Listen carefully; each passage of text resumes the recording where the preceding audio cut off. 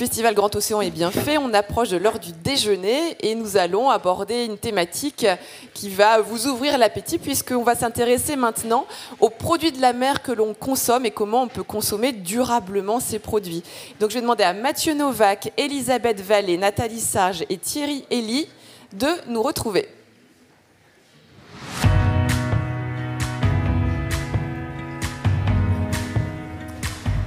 Alors, avancez et je vais vous asseoir sur... Alors, Elisabeth, juste en premier, ensuite Nathalie, et puis Thierry, vous viendrez plus de ce côté-là. Voilà. Donc Mathieu, je te laisse la parole. Merci Hélène. Bonjour à tous. Alors, effectivement, on n'a pas programmé par hasard cette table ronde à cette heure-ci, parce que je pense que nous avons tous faim. Et comme on dit qu'il ne faut pas faire les courses quand on a faim, là on s'est dit qu'on allait faire les courses de connaissances quand on a faim pour en absorber davantage. Donc merci à tous les trois d'être venus. Alors c'est une très bonne transition parce qu'on a une ancienne Natecmer ici. Voilà, Nathalie Sarge, que je vous présente, qui est directrice de l'AFPA Cotentin et qui viendra nous parler de l'Institut des arts culinaires marins dont on a dit quelques mots hier et qui est un institut à naître, mais je vois que vous avez déjà le vêtement qui va bien pour en faire la promotion. Elisabeth Vallée, merci de venir nous rejoindre. Vous êtes directrice de Éthique Océan. Vous allez nous expliquer ce que c'est que cette organisation environnementale dédiée à la préservation des ressources halieutiques. Et Thierry Elie, merci beaucoup de venir en voisin. Vous êtes ostréiculteur, mais vous êtes aussi président du conseil régional de conchiculture qui fédère quelque chose comme 400 producteurs, je crois, quelque chose par là. Donc, on va commencer tout de suite par vous, Elisabeth. Alors, vous connaissez, c'est pas la première fois que vous venez, puisque depuis la première édition de Grand Océan, on a toujours intégrer cette problématique de consommer les ressources de la mer de façon responsable et durable. Donc vous êtes venu vous exprimer, les choses ont évolué en 4 ans, vous allez nous expliquer, vous êtes venu aussi avec Olivier Rollinger, avec qui j'ai échangé ce matin et qui salue tout le monde et regrette de ne pas être là ce matin, mais qui a été un sage de Grand Océan, mais vous êtes là pour perpétuer la tradition de nous expliquer qu'est-ce que c'est qu'un poisson durable, qu'est-ce que c'est qu'Éthique Océan. Merci Mathieu, bonjour à tous et Olivier Rollinger, parrain d'Éthique Océan, justement pour faire le lien avec notre organisation. Donc en quelques mots, Éthique Océan, c'est une association environnementale, une ONG dédiée à l'ensemble des acteurs de la filière pêche et aquaculture pour les accompagner dans la mise en œuvre de pratiques d'approvisionnement durable. On travaille à la fois avec les producteurs et avec tous les acteurs de la distribution, mareyeurs, grossistes, enseignes de la grande distribution, poissonniers, restauration, que ce soit la restauration traditionnelle, la restauration collective, les traiteurs, la future génération des professionnels de ce secteur au sein des écoles hôtelières. Nous travaillons avec tous ces prescripteurs en fait, qui ont un rôle clé dans le choix des espèces qu'ils décident d'acheter pour les revendre, pour les proposer in fine aux consommateurs, pour essayer de sélectionner les espèces dites durables, que ce soit des produits de pêche ou d'aquaculture. Donc c'est notre rôle. On travaille donc avec les entreprises qui souhaitent être accompagnées dans cette démarche. Entreprises, collectivités, il y a vraiment urgence à mobiliser cette filière. Beaucoup de choses ont été faites d'ores et déjà depuis ces dernières années, mais la prise de conscience est là, mais il est important d'accélérer ce mouvement car il y a urgence pour les ressources marines. Alors, votre action, elle se traduit de façon extrêmement concrète. C'est-à-dire que vous allez pouvoir nous expliquer qu'est-ce que c'est qu'une ressource, consommer de façon durable une ressource, et savoir à quel moment vous avez développé un outil pour ça, à quel moment on peut la consommer. Oui, alors... En effet, on conseille de suivre les critères de durabilité. Pour les produits de pêche, c'est très important déjà de savoir de quelle espèce on parle. Il y a une grande méconnaissance autour des produits de la mer. Souvent, on ne sait pas trop ce que l'on consomme. Il y a marqué poisson menu, on ne parle pas forcément des espèces que ça la concerne. Donc déjà, bien savoir de quelle espèce on parle pour aller vérifier aussi sa provenance et vérifier l'état de la ressource avec des outils comme on édite chaque année un guide des espèces qui compile les données scientifiques et en fonction des données scientifiques de l'état des populations des ressources que l'on consomme en France, on établit des recommandations d'achat à privilégier, à éviter ou à consommer avec modération, avec les raisons expliquées sur ces recommandations. Donc en effet, déjà, ça c'est le premier critère, bien connaître la provenance pour vérifier l'état de la population, vérifier les pratiques de pêche, s'orienter vers des engins qui sont les moins dommageables pour l'environnement, et puis aussi quand on est sur des poissons frais, vérifier la taille de maturité, la taille à laquelle on achète le produit, puisqu'il y a des tailles légales de commercialisation sur un grand nombre d'espèces, mais pas sur toutes. Mais ces tailles légales de commercialisation, dans beaucoup de cas, elles sont inférieures à la taille de maturité sexuelle, donc on consomme, on commercialise des espèces qui n'ont pas eu le temps de se reproduire, ce qui pose un souci dans un contexte de raréfaction des ressources. Donc ça, c'est les 3 critères majeurs à vérifier. Bien sûr, il y en a d'autres. On peut ajouter l'empreinte carbone, les additifs. Il y a énormément de critères que l'on peut ajouter, mais à minima, et surtout pour les consommateurs, parce que c'est un sujet un peu complexe, ce sont les informations à vérifier auprès du poissonnier ou du restaurant. Où on déjeune, où on dîne. Ces informations non scientifiques de l'espèce, provenance, technique de pêche, sont obligatoirement mentionnées sur les étiquettes. Enfin, dans la réglementation, le poissonnier a obligation de mentionner ces informations. Ce n'est pas une obligation pour les restaurateurs, mais on peut questionner les restaurateurs qui sont tenus de renseigner ses clients. Donc nous, on estime que ce n'est pas forcément aux consommateurs à qui on doit faire porter ce poids, parce qu'en termes d'alimentation, ça devient un peu compliqué pour tout le monde de s'y retrouver.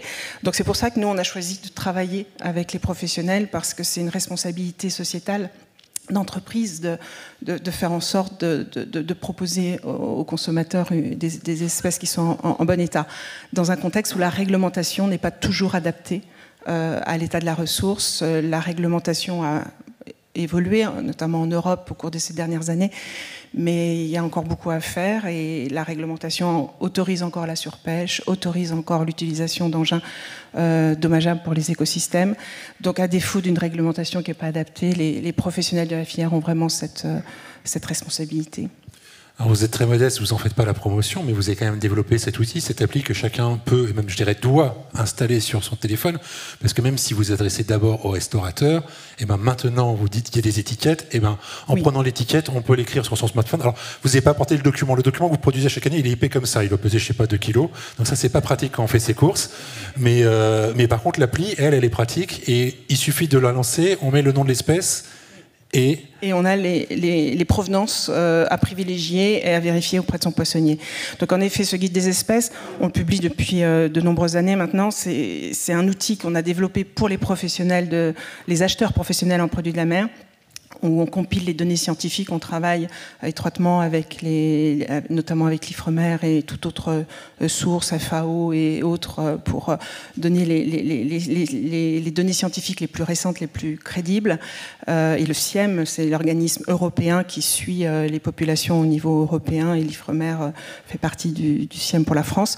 Et donc ces données évoluent chaque année, puisque les scientifiques revoient l'évolution des populations chaque année. Donc nous mettons à jour ce guide chaque année, qui est un outil devenu incontournable pour la filière. Ce sont les professionnels qui nous le disent. Mais comme on avait de plus en plus de demandes de consommateurs sur ces sujets, et pour avoir un outil un peu plus adapté, nous avons développé l'application, qui est un outil de notre temps. Comment elle s'appelle, pardon, l'application ? Éthicocéan. Éthicocéan, oui. C'est l'application Éthicocéan. Oui, il y a un petit bug en ce moment, donc, mais d'ici un mois, tout devrait être rétabli. Et je voudrais insister sur le fait qu'on a un historique, en fait, c'est des actions qui sont suivies des faits. Olivier Rollinger donnait toujours le cas du thon rouge. On a sauvé le thon rouge de Méditerranée à la suite d'un appel qu'il avait fait, en demandant aux restaurateurs de ne plus le mettre à leur carte. le thon rouge qui avait quasiment disparu, et aujourd'hui, la ressource est à nouveau disponible et on en retrouve. Oui, là, on parle du thon rouge d'Atlantique Est et de Méditerranée, donc qui navigue entre l'Atlantique et qui vient se reproduire en Méditerranée. C'est là où il est pêché. 80% de ce thon rouge est pêché pour être exporté en Asie. Et dans les années 2000-2010, il y a eu une très forte surexploitation. Le thon rouge était le symbole de la surpêche et de la pêche illégale, vendu à des prix très chers à l'export. Donc ça suscite toujours des pratiques pas toujours vertueuses. Et surtout, les quotas n'étaient pas, les avis scientifiques n'étaient pas respectés. Les quotas étaient bien supérieurs aux recommandations scientifiques. Et les captures réelles bien supérieures aux quotas. Donc c'était une situation, on allait droit dans le mur. Donc il y a eu alerte des scientifiques, de nombreuses ONG se sont emparées de ce sujet. On fait des plaidoyers très très forts, donc on était nombreux sur ce sujet. Alors nous, on travaillait avec notre stratégie, c'est-à-dire qu'on a mobilisé des professionnels tels que Olivier Rollinger et l'association dont il était vice-président à l'époque, l'association Relais Château, qui est une association internationale. Ils sont présents dans 60 pays, donc ils ont mobilisé à l'unanimité sous l'impulsion d'Olivier Rollinger. Ils ont lancé cet appel pour suspendre le thon rouge de leur menu. Ça a été communiqué au niveau international, mais à côté de ça, il y avait aussi beaucoup d'autres ONG qui faisaient pression pour modifier les choses. Et en effet, les législateurs n'ont pas eu d'autre choix que de modifier les règles. Donc c'est une espèce maintenant des plus contrôlées. On a réduit les quotas de pêche, on a réduit... on a réduit. Tu sais ce que c'est comme espèce? Oui, Possonum paneae. Voilà. Du cabillaud d'ailleurs qui est en danger.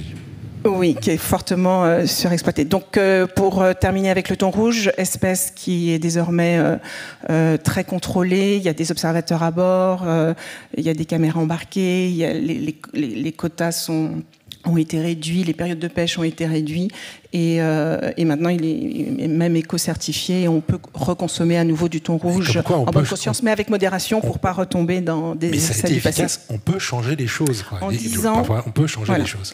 Si on ne va pas trop loin, pardonne-moi, c'est-à-dire qu'on a approché le seuil d'effondrement pour le thon rouge, mais on ne l'a pas dépassé, donc il a été possible de revenir en arrière et en l'espace de 10 ans, le thon rouge s'est reconstitué grâce aux mesures mises en place. Ce qui n'a pas été le cas dans les années 90 pour le cabillaud de Terre-Neuve, où là il y a eu effondrement du stock et 40 ans après, le cabillaud de Terre-Neuve n'est toujours pas revenu.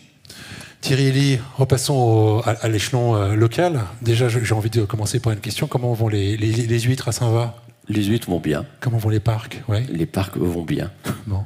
Comment s'annonce l'hiver? Là, on est en train de remonter les huîtres des parcs les plus éloignés d'élevage. On les ramène sur les parcs de dépôt afin de les calibrer et préparer Noël. Et les mettre sur les parcs de dépôt, c'est une obligation aussi de l'huile de Normandie IGP, qui est le signe de qualité de l'huile de Normandie que nous avons obtenu il y a 2 ans. Donc ça fait partie de la démarche de nos productions d'huîtres en Normandie. Alors, au niveau de l'ostréiculteur, produire de façon durable, ça veut dire quoi? Alors, ça veut dire quoi? On est durable depuis longtemps, même de par la loi. J'ai toujours mon petit bréviaire. Le Code rural nous met dans un article L, donc L, voté par l'Assemblée nationale, c'est pas un R, comme on dirait, par un ministère. On participe à l'organisation d'une gestion équilibrée des ressources ainsi qu'à la protection, la conservation, la gestion des milieux et écosystèmes contribuant au bon état des ressources conchilicoles. C'est pour ça qu'on a été souvent décrits comme des sentinelles de la mer. Et je dis souvent aux collectivités, heureux le maire qui a des conchiliculteurs sur son estran. Parce que, les huîtres, les moules, filtrent. Donc nous rendons déjà l'eau beaucoup plus propre.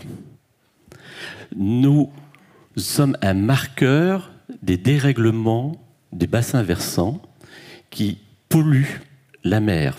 Nous sommes des marqueurs très forts et nous y veillons. Nous faisons beaucoup d'études et beaucoup de surveillance et aussi avec les services de l'État. Nous avons un bilan azote, on n'a pas à rougir. Le bilan de kilos de protéines au bilan carbone, on n'est pas loin du zéro quand on sort des parcs. Et nos infrastructures cassent la houle et permettent de protéger aussi les côtes et le trait de côte. Donc, on faisait du durabilité sans le savoir depuis très longtemps. Et il y a une évolution des pratiques actuelles? Alors, l'évolution des pratiques actuelles, c'est qu'il y a eu depuis 10-15 ans une des grandes réflexions, comment réfléchir à la culture surélevée dans l'ostréiculture. Culture surélevée qui a été inventée dans la Manche, à Saint-Val-la-Hougue, c'est-à-dire la culture en poche, qui a permis de faire cette grande région, première région conchylicole, premier département conchylicole de France. Et il y a beaucoup de cultures maintenant surélevées qui se font avec de moins en moins ce qu'on appelle les élastiques qui tenaient les poches, qui est quelque chose qui cassait facilement quand il y avait des grandes tempêtes et qui venait sur l'estran.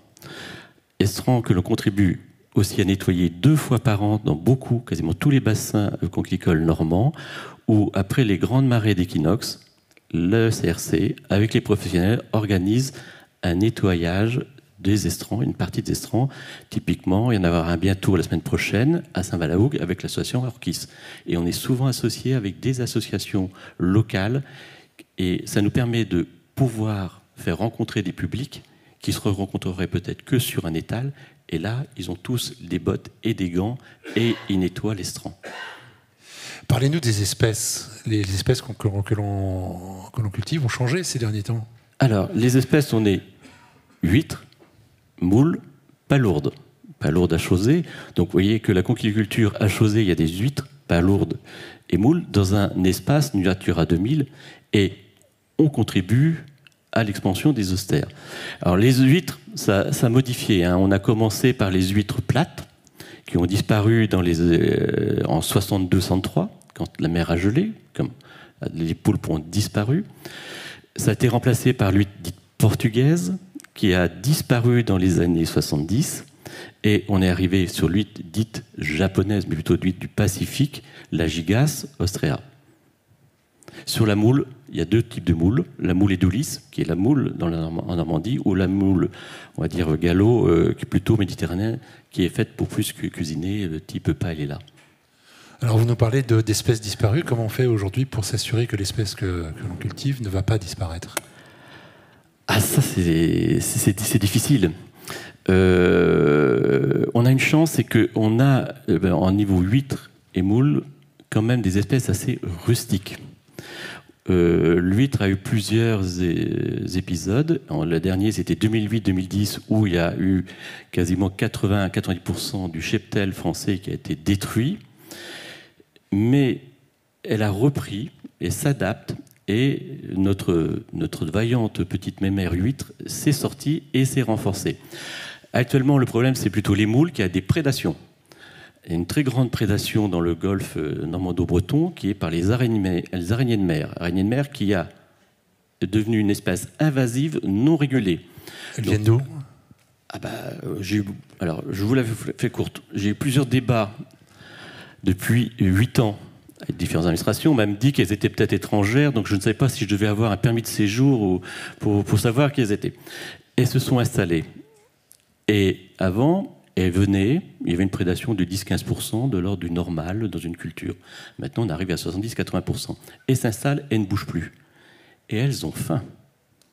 Elles ont faim. Il n'y a plus quasiment de poissons plats dans la baie du Mont-Saint-Michel. Les bulots, ceux qui sauvent après le réchauffement climatique, ils sont prédatés par les araignées. Et donc, qu'est-ce qu'ils ont à leur portée? Les conchyliculteurs, la méthyliculture en face d'elles. Et actuellement, les attaques des araignées de mer, actuellement, ce qu'on appelle des gros mâles, ils ne rentrent plus dans les casiers tellement ils sont énormes. Et qu'est-ce qu'on peut faire contre ça? On essaye de se battre avec nos moyens. L'administration essaie de nous aider, mais on va faire une grande étude Ifremer. J'adore Ifremer. On va faire une grande Ifremer, donc 2, 3, 4 ans. Mais pendant ce temps-là, elles ne sont pas pêchées et les entreprises ont mis déjà un genou à terre. Et l'année prochaine, j'espère qu'elles vont pas mettre le 2e genou à terre. Alors que nous sommes une production durable quand même, sans intrants. Les moules, par exemple, on va les capter. On les met sur des pieux, les bouchons à moules. On les prélève. C'est des protéines. Et on va même plus réussir. Parfois, dans le département de la Manche, on est obligé d'avoir des moules de Irlande, de Hollande, de Grèce, parce qu'on est décimé. On est décimé. Alors, quand on parle de durabilité, de circuit court, j'ai du mal. J'ai du mal qu'on n'ait pas plus de défense pour protéger une profession non délocalisable qui contribue à l'aménagement des villages et des territoires littoraux. Après, on entend des maires, ah ben, il n'y a plus d'école, il n'y a plus de ceci. Ben oui, s'il n'y a plus de travail, les gens vont aller ailleurs. Et ces araignées, on ne peut pas les ramasser en quantité et les manger? Alors, on peut, certaines.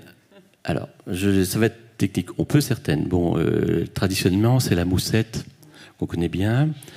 Et les gros mâles, des fois, ils sont vides. Mais nous avons un arrêté ministériel de la baie de Granville qui empêche la pêche pendant le moment des araignées. Et l'araignée de mer, comme avait dit un ministre breton, que c'était chasse gardée pour les ports bretons. Donc on ne pouvait pas avoir une licence, alors que j'avais un pêcheur, un marailleur, qui avait un marché sur Granville. On n'a pas pu avoir une licence pour pêcher ces araignées et pouvoir les exporter. Alors, forcément, provocateur, moi, président de communauté régionale qui a le Mont-Saint-Michel dans son apanage, je dis, si l'économie maritime bretonne va si mal, allez, un bon mouvement, je veux bien continuer à la terminer. Non mais donc, on est dans un méandre administratif terrible, terrible, terrible.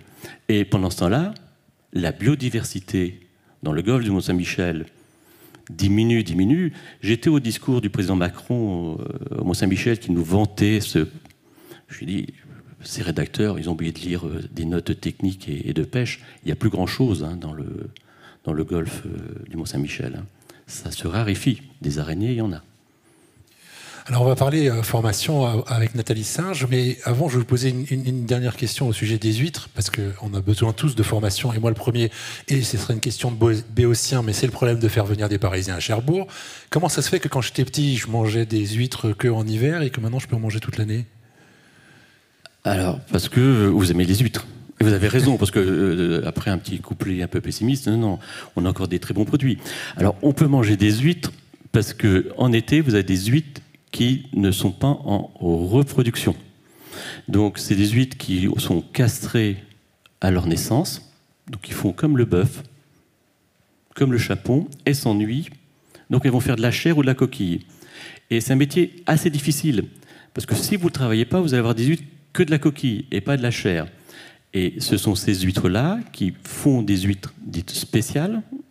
Il y a des catégories d'huîtres, c'est-à-dire beaucoup plus de chair, donc beaucoup plus de douceur, parce que vous avez moins l'impression d'avoir du salin après avoir jeté la première eau.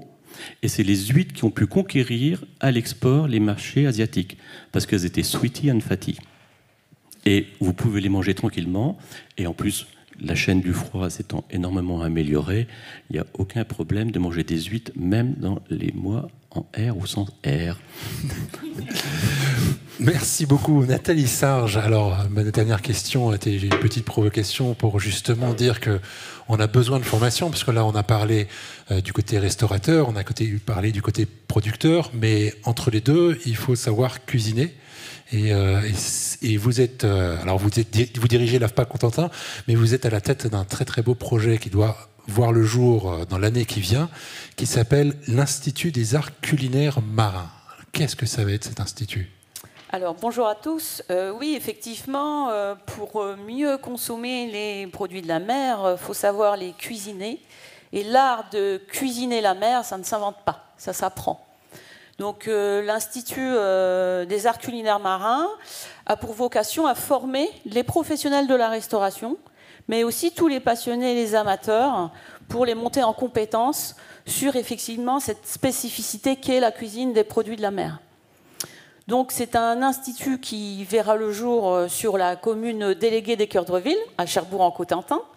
On démarre les travaux la semaine prochaine Et normalement, l'Institut sera livré fin 2026 et on pourra accueillir effectivement les premiers apprenants, professionnels ou passionnés ou amateurs, peu importe, début 2027.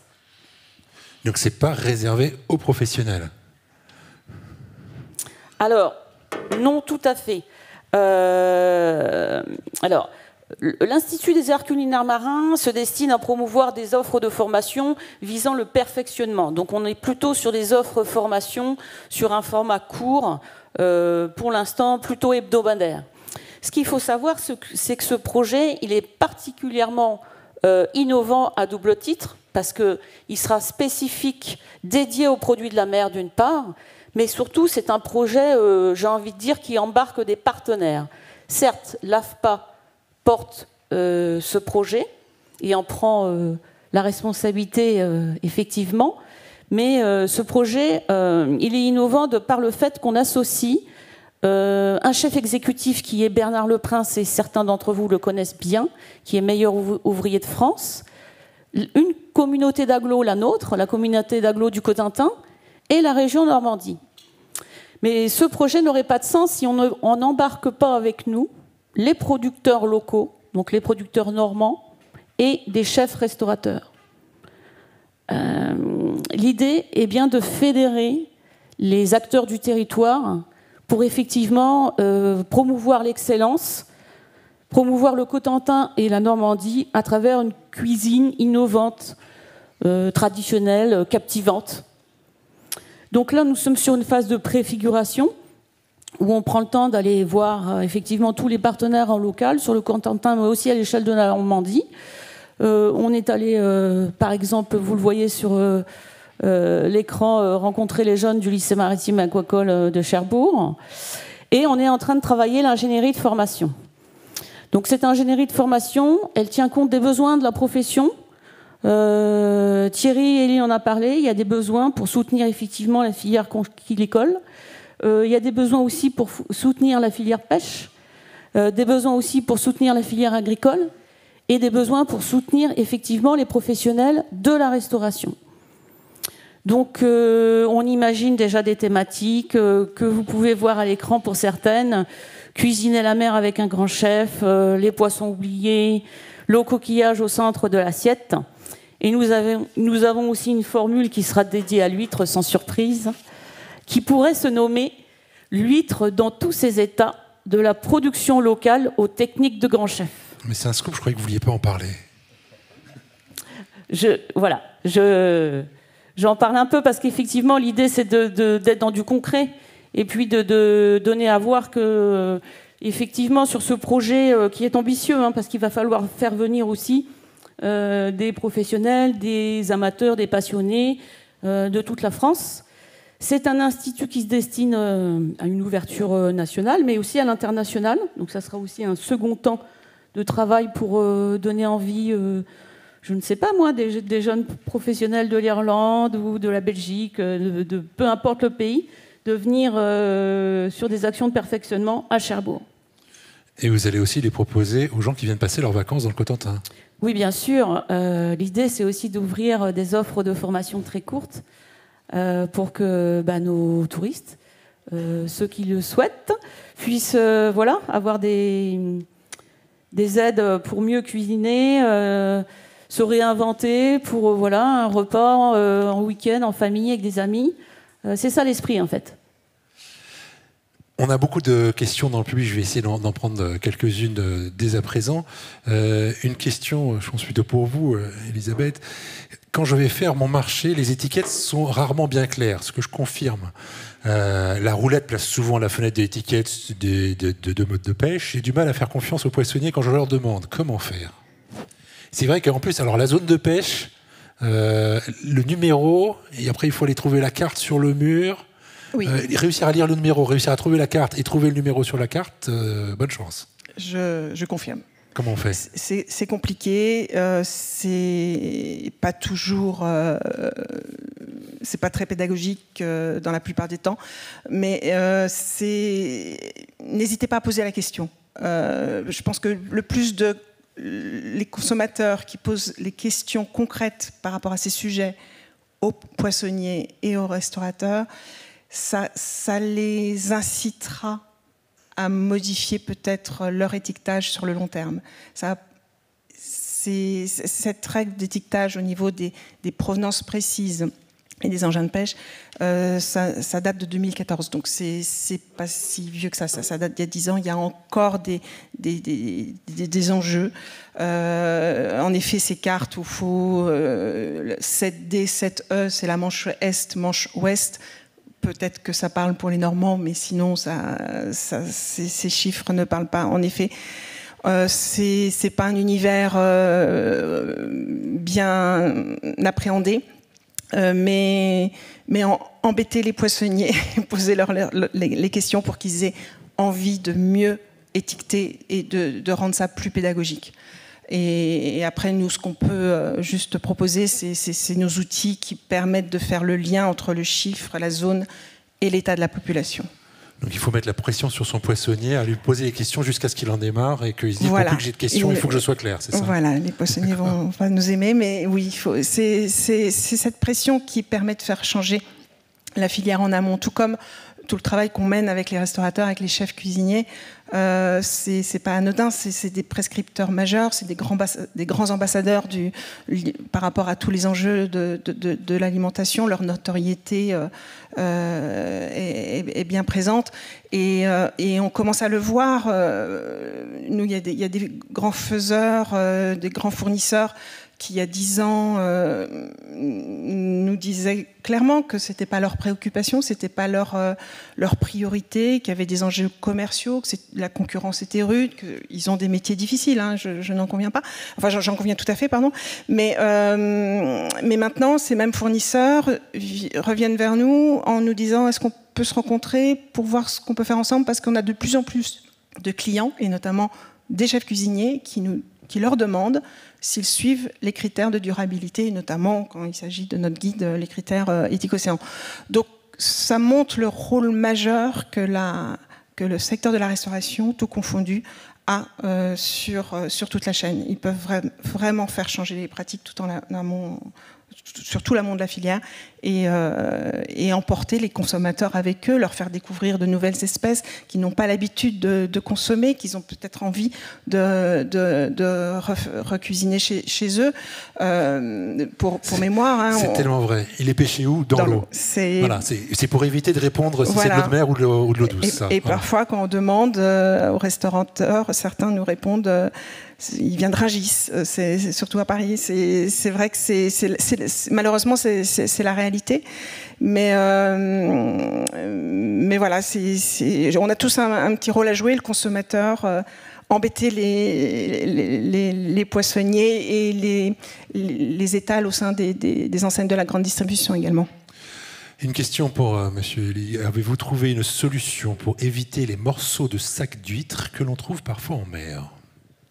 Oui, c'est les ramassages que l'on organise 2 fois par an, comme je dis, et la sensibilisation auprès de chaque conchyliculteur de ramasser après la tempête les huîtres. Parce que de toute façon, il faut les ramasser en 2 ou 3 jours, parce que si elles sont sales en 2 ou 3 jours, après, elles meurent. 90-95% le font. J'ai des irréductibles aussi. Le pourcentage d'andouille dans notre profession est le même pourcentage d'andouille que dans les autres professions. Donc on fait des rappels à l'ordre. Au besoin, s'il y a besoin de se fâcher, je sais me fâcher. Mais c'est un souci. J'ai beau le répéter, et je dis à mes professionnels, c'est votre vitrine que vous détruisez tout seul. Vos 3 ans, 4 ans de travail, en n'allant pas ramasser vos poches, vous détruisez votre capital, de votre clientèle. C'est vos clients qui vous voient. On a aussi ce souci, parce que la Normandie est une région assez récente en conchyliculture, des années 70, où on a des conchyliculteurs qui viennent d'autres bassins. Ils viennent, ils mettent des huîtres, ils viennent les chercher. Entre deux, on ne les voit pas. Et c'est souvent ceux-là qui ne viennent pas ramasser leur poche. Et mes Normands dit on veut bien ramasser, mais il faudrait bien que quand même tout le monde vienne. Donc nous avons une grande opération à Saint-Va. Fin octobre, on a une grande opération aussi dans le Calvados, où on a, avec les collectivités, vu un endroit qui est très difficile à accéder, où on va envoyer des équipes, parce qu'il faut aussi pouvoir y accéder avec les engins, et il faut pouvoir y accéder où les périodes, par exemple, d'identification de certains oiseaux ne nous empêchent pas d'approcher aussi. Donc c'est aussi un équilibre. Mais oui, c'est un souci, on le sait, et on organise, et tous les ans, dans chaque département, et on appelle aussi une commission de culture marine, nous présentons notre bilan de toutes nos actions environnementales qu'on a pu faire pour éviter ces dispersions et ces morceaux de plastique qui sont, oui, gênants pour tout le monde et pour tout d'abord, je pense, pour la profession. Merci de votre sincérité. Comment faire pour promouvoir les espèces invasibles, par exemple le crabe bleu, dans les assiettes pour participer à sa diminution dans les eaux de Méditerranée? La valorisation par la cuisine. Enfin, je laisse peut-être la formatrice. Nathalie, c'était pour vous. Oui. Effectivement, c'est important ce que l'on évoque parce qu'effectivement, il s'agit pour nous de prendre en compte les problématiques de durabilité dans nos formations, afin de respecter les produits et les contraintes aussi des métiers, puisque on en a entendu certaines là. Donc ça sera à nous de nous adapter en étant très en lien justement avec ce que j'appelle moi les têtes de réseau, donc le comité régional conchylicole, Normandie-Fraîcheur-Mer, Éthique-Océan, d'où cette nécessité de partenariat pour qu'on adapte à chaque fois, en fonction des problématiques de territoire qui sont remontées, nos offres de formation et l'ingénierie de formation qu'il y a derrière, pour montrer à voir qu'il y a quand même une maîtrise, c'est quand même la base. Et puis que ça donne envie peut-être aussi à des restaurateurs de s'engager dans ces cuisines-là, ou à des amateurs aussi, pourquoi pas. Voilà. Mais du coup, concrètement, ça va se traduire par un choix de certains enseignants dans vos formations? Oui, tout à fait. Donc là, on est en train effectivement de faire le tour des chefs. Donc on en a pour un petit moment. Et effectivement, chaque chef a sa spécialité, sa technique, sa sensibilité. D'ailleurs, si vous allez sur le site de l'Institut des arts culinaires marins, vous verrez déjà des têtes d'affiche. Et en cliquant sur leur portrait, effectivement, chacun va venir apporter quelque chose de différent, quelque chose d'excellent, ça c'est sûr, mais de différent. On a parlé, j'ai envie de dire, de produits. On a parlé des huîtres, du crabe, des moules. Il y a aussi une part des produits de la mer à développer, qui sont les algues. Donc on cherche aussi effectivement des chefs qui portent cette compétence de cuisine végétale. Une autre question pour... alors, ça va peut être pour Sophie Gambardella tout à l'heure, mais peut-être qu'Elisabeth Vallée, vous pourrez répondre. Des actions sont-elles menées contre les bateaux de pêche qui ratissent les fonds marins et détruisent faune et flore marine? Alors, des actions, il y a des ONG qui travaillent sur ces sujets, essayent de pointer du doigt les dommages causés par ces grands bateaux industriels qui vont dans des proportions démesurées. Le problème, c'est quand la réglementation... Alors, il y a deux choses. Il y a d'une part ce qui est autorisé dans le cadre de la réglementation et qui peut parfois aussi déjà avoir des impacts sur les écosystèmes et sur les ressources si ils vont sur des espèces surpêchées. Mais il y a aussi tout ce qu'on appelle la haute mer qui est loin des juridictions nationales, où là c'est un petit peu... chacun fait ce qu'il veut, comme il veut. Il y a un traité un accord qui a été signé au niveau international récemment, et on peut s'en réjouir pour une meilleure gestion de la haute mer. Attendons de voir ce qui va en découler, mais c'est une très belle première étape pour contrer un peu ces pratiques qui sont extrêmement délétères, ça c'est certain. Mais il y a beaucoup à faire sur le sujet. Et là, malheureusement, ça sort souvent des cadres réglementaires, mais il y a des ONG qui militent très fortement pour faire bouger les lignes. Alors, j'ai une question très directe à laquelle vous n'êtes pas préparé. Supportez-vous l'organisation Bloom dans vos actions et comment? Qui veut répondre? Je peux faire le lien avec ce que Bloom est une ONG très militante, très radicale, qui œuvre justement pour limiter cette pêche qu'ils appellent la pêche industrielle fortement impactante.